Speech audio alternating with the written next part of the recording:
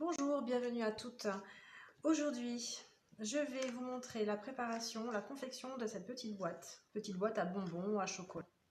Le set de tampons Bonjour Sucré que vous pouvez obtenir en cadeau Celebration pour 60 € d'achat. Voilà, c'est un magnifique set de tampons transparent. Je trouve que ce set est très printanier malgré que ce soit un gâteau. On va pouvoir s'amuser vraiment avec toutes les couleurs sucré, rose bonbon, etc. Et vraiment, ça va faire de jolies décorations sur des petites boîtes pour des anniversaires, pour des baptêmes, pour des occasions où on a envie de faire plaisir à quelqu'un, pour décorer une petite boîte, une carte, que sais-je. Mais vraiment, c'est un tampon gourmand, voilà, donc j'aime beaucoup. C'est une petite boîte en pliage, on utilise très peu d'adhésif. Voilà, donc pour réaliser ce tamponnage, je n'ai pas les matrices qui découpent, mais ces matrices vont bientôt arriver. Ça va faire partie des nouveaux cadeaux Celebration qui vont pouvoir être acquis pour 60 € d'achat. Donc là, je les ai détourés au ciseau, ce qui n'est pas toujours évident là, justement quand on arrive ici dans la petite boucle.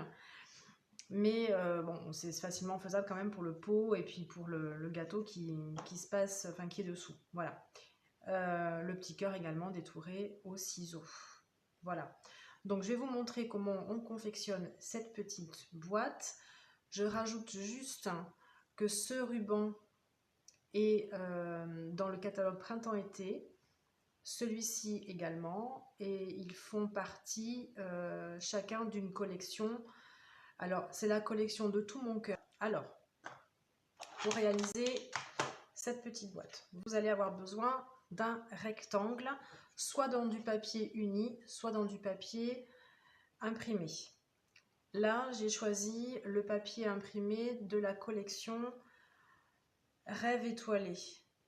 C'est une collection de papier que vous pouvez retrouver dans le catalogue annuel, que j'aime beaucoup. Je les ai pas mal utilisés pour faire à l'époque des sacs à dos d'écoliers que j'ai offert au petit copain de mon fils à la rentrée scolaire. C'était un tuto que vous pouvez retrouver aussi en vidéo sur ma chaîne, qui m'a été transmis par ma collègue et non moins amie Céline Serrougne.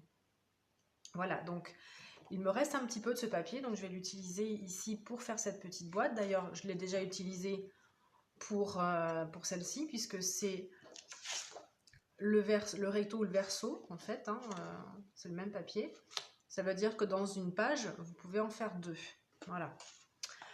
Donc, ce rectangle de papier, alors là, c'est des mesures en inch, parce que le tutoriel était comme ça.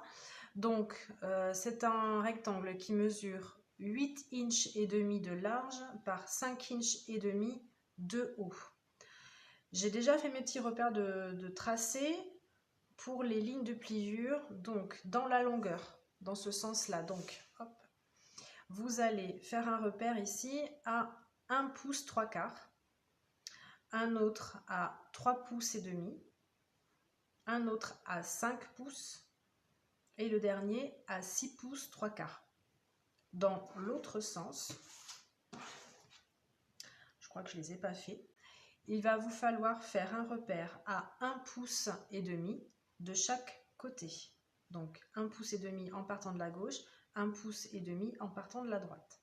Elle est moins pratique. Je vais prendre mon stylet, je me positionne de façon à faire attention que la petite boule de mon stylet ne dépasse pas du trait, vraiment c'est sur le repère.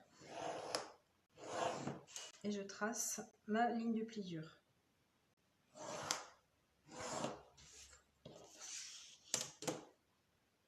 J'effacerai évidemment les repères au crayon que j'ai tracés.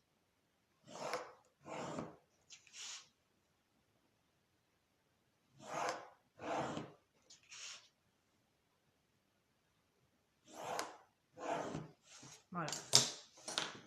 Donc, j'efface mes petits repères.